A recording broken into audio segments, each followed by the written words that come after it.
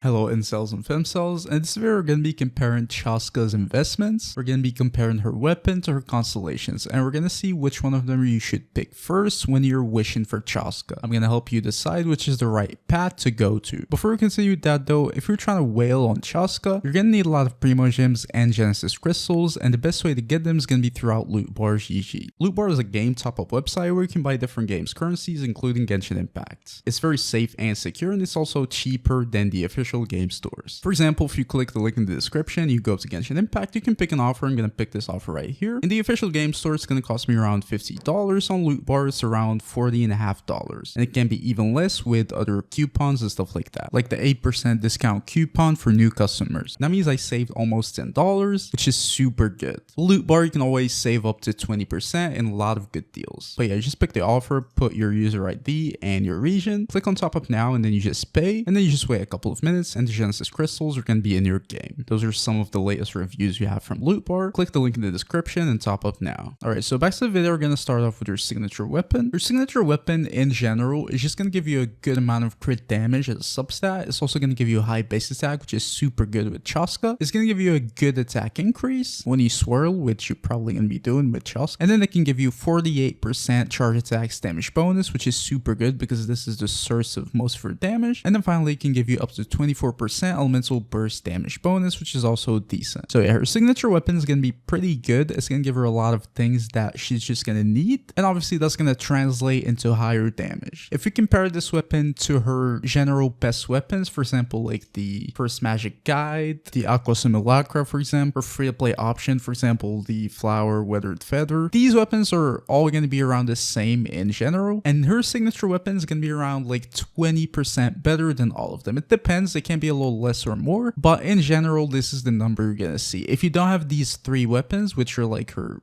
general best, then it's probably gonna be higher than 20%. And that's kind of a high increase for a signature weapon. It's not too high, but it's definitely a very good signature. It's higher than average for a signature weapon increase for main DPSs. So yeah, that's gonna be it for a signature weapon. Now moving on to her constellations. So first of all, starting off with her C1, it's pretty much just gonna give you an extra colored shot from her passive without knowing too much. It's just one extra colored shot, which obviously is gonna be better than a Nemo shot, which is more damage. And then it's also going to increase your chance of getting that extra shot from your passive because it can be 33, 66, or 100. It's going to give you an extra 33% chance. So you only need 2 characters to maximize it. And that's going to open up a lot of her team options. I talked about this in her team videos if you want to check it out. And that's mainly the main priority of her C1. It's just going to open up a lot of other team options. It's going to allow you to use more buffers and stuff like that, which is pretty good because it's going to guarantee you have a colored shot without using 3 different element characters. It's also going to give you some exploration bonus. It's going to decrease the fledgling consumption by 30%, which is pretty good. In general though, damage wise, it's not going to be as good. As I said before, her main priority is that it's just going to open up your team options a little bit, which is going to be pretty good. But if we're talking pure damage wise, it's going to be around a 10% damage increase. And I stress again, plus more flexible teams. This is going to be a very good thing too. You don't look at only damage, you also look at your team options and stuff like that. So yeah, it's a 10% damage increase without calculating the different buffers you can get, the different teams and stuff like that. Now, moving on to her C2, it's also going to give you 1 free stack from the second thing on her passive. It's going to increase the damage of your colored shells or your colored shots. So it's also going to give you more damage bonus without needing 3 characters. It's going to give you 1 free stack, so you're only going to need 2 characters to maximize the full 3 stacks and get the 65% damage bonus, which is pretty good. And most importantly, when your colored shells hit opponents, they're also going to deal AoE damage, which is very, very good with Chasca. That's going to turn her from being like a single target DPS, or at least single target focused DPS, into a very good multi-target DPS. It's going to give her 400% of your attacks as AoE damage, which is super good. Against like multiple enemies, obviously it's going to turn her into a very good character. The damage increase is just going to be very hard to calculate because obviously it depends on how many enemies you're going to be facing and stuff like that. But in general, I would say for like 3 enemies, it's going to be around a 20% damage increase. increase. But again, this is a very inaccurate number. It depends on how many enemies you have and stuff like that. It's kind of hard to calculate, but I can definitely tell you it's a good constellation. The AoE is going to be very important on characters like these. C3 is just going to increase the level of your elemental skill, which is pretty good actually. For a level constellation, it's going to give you around a 12% damage increase, which is going to be pretty good. It's even more than like C1, but yeah, it's just going to increase the multipliers of your elemental skill. And obviously we know her elemental skill is going to be your biggest source of damage, so yeah, it's going to be a super good constellation. Now C4 is mainly just going to buff your elemental burst. It's just going to give you 1.5 energy for each like